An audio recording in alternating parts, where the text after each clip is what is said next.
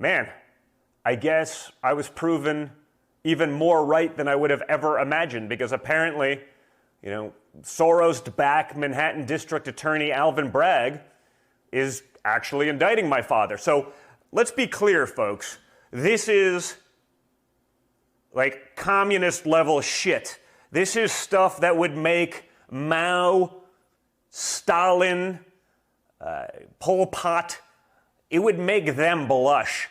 It's so flagrant. It's so crazed. When even like the radical leftists of the Washington Post are out there saying, it's not really based on facts, it's not really based on the law, it's not really based in reality, but it's 100% based on politics. When your enemies are saying that, it's got to tell you everything you need to know right now about where we are as a country.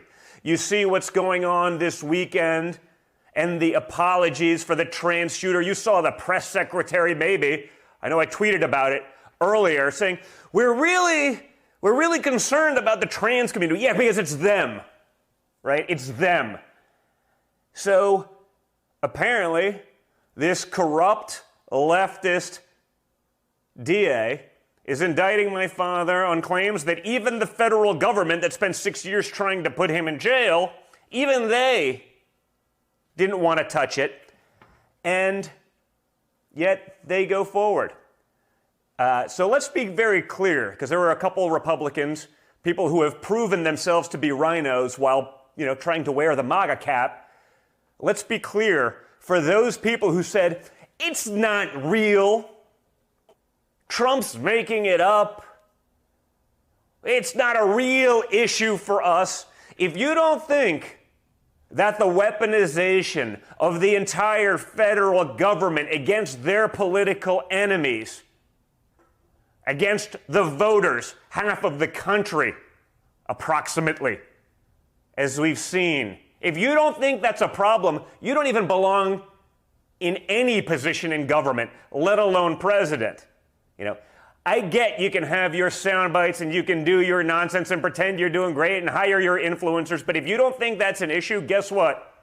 Just wait till they come for you, because they will. We're in a battle for our existence, and this entire case hinges on unreliable, discredited witnesses like Stormy Daniels, who I believe owes my father a couple $100,000 in legal fees because they lost.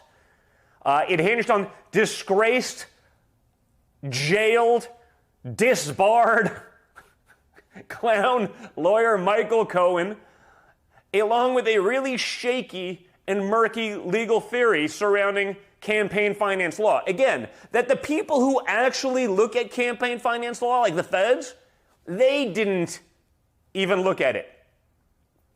A state district attorney has no business prosecuting a federal campaign violation, but that doesn't matter. Who cares, guys? The law doesn't really matter if you can weaponize it against conservatives, if you can weaponize it against people who are going to take on the swamp.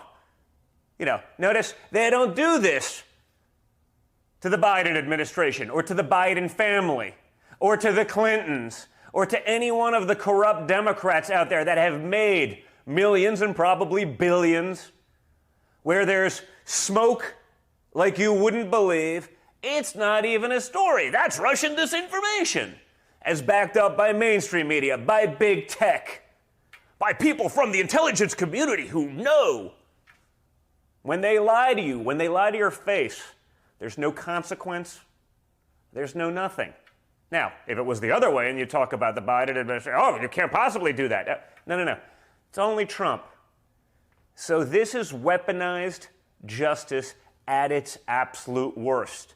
Okay, I've thought America was going on a downhill slope for quite some time, and that's why my father got in this game, to fight back for the American people.